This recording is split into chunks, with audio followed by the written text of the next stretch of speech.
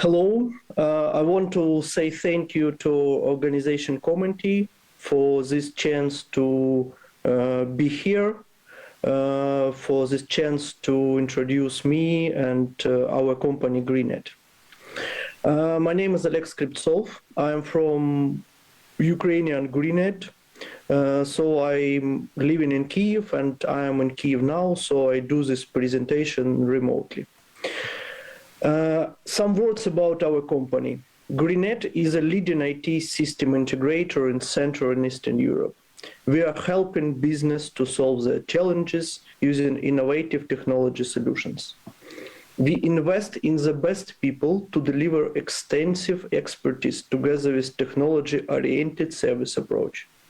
We are proud to have the brightest minds in our team. People holding the highest level of certification, including level Cisco certified Internetwork expert. We promote business development through the implementation of advanced informational technologies. Our solutions help business gain a competitive advantages by increasing their efficiency and optimizing their business processes. GREENNET has established partnership with world leading vendors to bring the best of today's technology to Georgian, Ukrainian, and European market.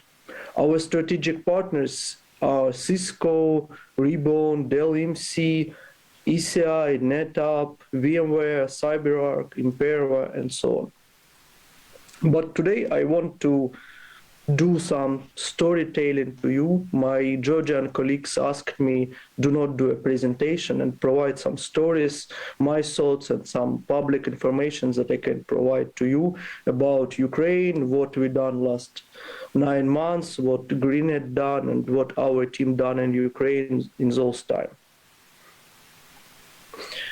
24th of February, my wife woke me up near the 5 or 7 a.m. and said to me that the war started. We had the bombs or rocket or air defense systems. We didn't know in February those sounds. Believe me, now in Ukraine, all of us can discern the rocket from air defense system. I looked my phone, many messages was here. In office group chat from my parents, from my friends, and much news from all parts of Ukraine about cities and territories where Russian troops entered. My house is situated near the 5 or 10 kilometers from Gostomel airport. All days we saw the aviation in the sky. We were sure that it is our Ukrainian aircrafts, but now I don't sure about it. We had a biggest aircraft, Mria. I think you saw this picture. This aircraft was destroyed in Gostomel. It was parked here. Now I have a T-shirt today. I try to show to you with this biggest aircraft. So I hope that one day after the war, we can build the newest and more modern one. So I woke up, we done a short call with our management team together with Georgia and Ukraine one. We asked as I remember, we asked our CFO if we have some free money in Ukrainian bank accounts to do early payment of salary to our team. And also we done a prepayment of some taxes to Ukrainian budget.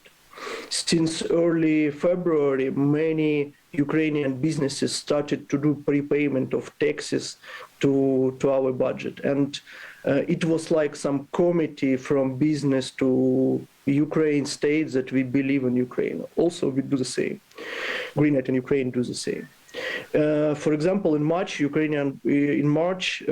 this year, Ukrainian budget got more tax income than the year before, because of such prepayment that business done. Also, we rent a small hotel in Carpathian Mountains for our team and their families. Provide a short announce to them, ask them if they want to relocate to more safe place and relocate their families to more safe place. And also we confirmed them that we would pay salary for all staff at least 2 months in any cases. We don't understand those days. Do we have some job? Do we have some work? Can we do business in Ukraine? We don't understand it first days. Our usual work was stopped and different one started. Customers asked us about some different and strange things. They want some hardware. In Kyiv, for example, we had a problem with logistics between two sides of River Dnipro. One customer called me and asked if we have network engineer near their DC. Please provide engineer to them because their own one can't reach to DC physically because of logistic problem into the Kyiv. And many customers started to shut down equipment and relocate to some more safe location from Kyiv. Another one lost their lead network engineer. He was died in the car incident while transferring his family to safe location. So we asked one of our senior network engineer, Alexei, and gave them to the customer and we said to Alexei that it isn't your new bosses, please do all what they need. And we do not show Alexei for several weeks because he do only task for this customer. We have like some critical situation in country and we do what we can do. We also send the list of our equipment from our stock to government entities, to critical infrastructure companies. They told to us what they need immediately to fix their infrastructure. Sometimes we got a call like we would be in some address in 20 minutes and we need some one Ethernet port connectivity in such buildings because we do not have own optic cable here. So we knew that, for example, DATAGROUP can connectivity in this building and help them to connect and help them to provide some connectivity in such address. We do many things. Some of them was really small and sometimes we even do not understand what we do.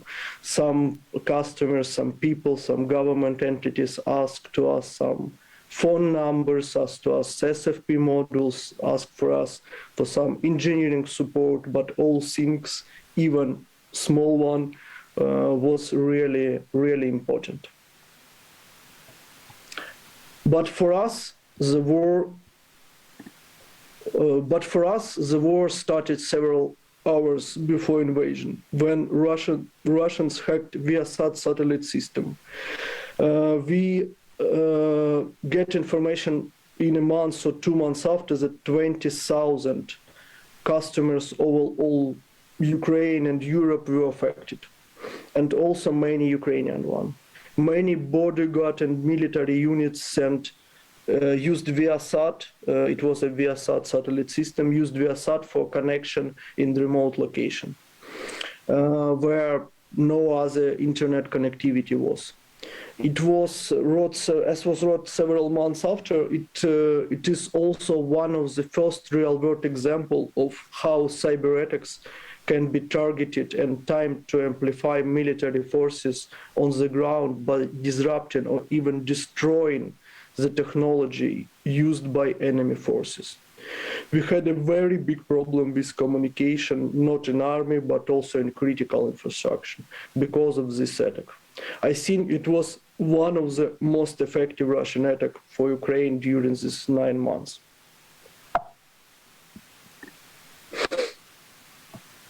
In first days of invasion, Mikhailo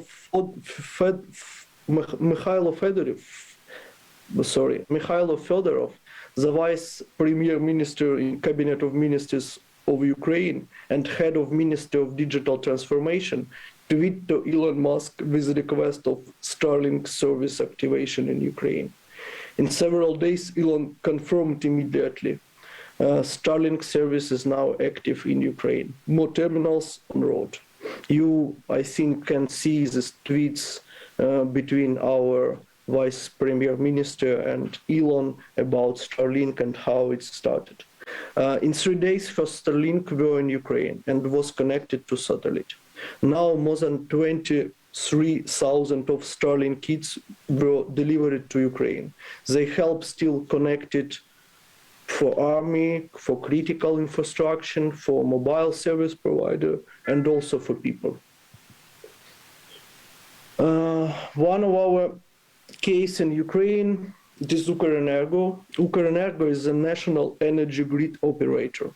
They are our client. Maybe 2 years ago, before we together with one of Ukrainian partners started a big network modernization of Ukrenergo over the country.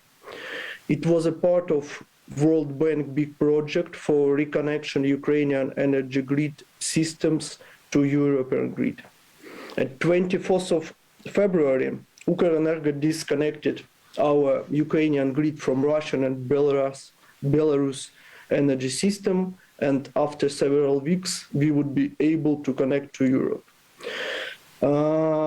Ukrenergo management saw a big challenge how to save connectivity during the Russian attacks, connectivity of important grid points. Ukrenergo management asked us to help and extend redundancy of connectivity with Starlink. We bought and provide for free first 100 Starlink kits for Ukrenergo. It was at 10th of March, and the 10th of March, CEO of Ukrenergo wrote that thanks for God and thanks for Georgian partners for additional redundant channel via Starlink. After 6 days after it, you can see the photo of his Facebook posts. After 6 days, Ukrainian energy grid was connected to Europe. It was a big victory and important steps for Ukraine integration to Europe committee. Also, GREENNET provides some value and provides some help for this connectivity of Ukrainian energy system to Europe one. Another one case, our big customer DATAGROUP. It is our strong partner and customer. DATAGROUP, a nationwide fixed internet provider. The years before, in 2021, we signed one of the biggest, I think, contract for GREENNET for DATAGROUP transport network modernization. We have a several-year implementation and modernization plan. During the war, we continue to modernization and help DATAGROUP to save connectivity to their customers. Our CTO, I think 24 hours per day, do online network reconfiguration for them and for some other Ukrainian providers. Now we have a national mobile roaming and also some national transport network roaming, so operators share their infrastructure between each other to provide online and day-to-day connectivity if, for example, some operator lose some connection. For example, with DATAGROUP, sometimes we knew about new cities which was temporarily lost before the official news, because we see the status online or offline of some routers of their network. Sometimes we see stolen routers online far away of Ukraine from in the Russian territory. Another interesting case, it is case with Kyiv city administration. We help them together with DATAGROUP and provide the free of charge more than 300 success points for providing Wi-Fi in school shuttles. We have more challenges in Ukraine, and we also need to continue our life, to continue education of our kids, so we need to provide like some safe and connected place for them. Now we also have some pilot projects with them of sensor monitoring of some dangerous situation, some dangerous pollution, and some dangerous phenomena. War gases, radiation, we have some challenges and some risks right now here in Ukraine. Another interesting case, I can't to provide the name of this entity. It is a big government entity. In first days of invasion, they see some suspicious activities in their network, but their standard antivirus, even with latest database, do not show anything. They, together with us, asked help from Cisco Talos team. Maybe if you know, it is like separate intelligence team in Cisco group, which are focused in cybersecurity investigation. Talos had several representatives in Ukraine before February 2022, because Ukraine was in forefront of cyber attacks all last year, not only in this year. Talos found some malware which was specially crafted for current institution, and this malware was in customer network. They helped to install some advanced malware protection EDR system and built for this customer special crafted signature for this malware. Government entity continue work without outage. After several months of this short run, we understand that it is not a short run, it is a marathon. So we need not only to do like a quick steps and fix some fires, but we also need to think about strategy and to think about long-term things. Some lessons that we learned during this time. High availability of data center in different locations, because many people and many customers in Ukraine has data center, for example, both in Kyiv. Disaster recovery plan and regular testing of it. We understand and we see that many customers, even if they have a disaster recovery plan, they do not do any testing and had a trouble when they start to, for example, turn on the second redundant location or second backup location. So we need to do a regular testing. We see also a big potential of hybrid on-prem and cloud solutions. We now see in Ukraine that many critical infrastructure, many critical processes are on cloud now, and many data still on-prem.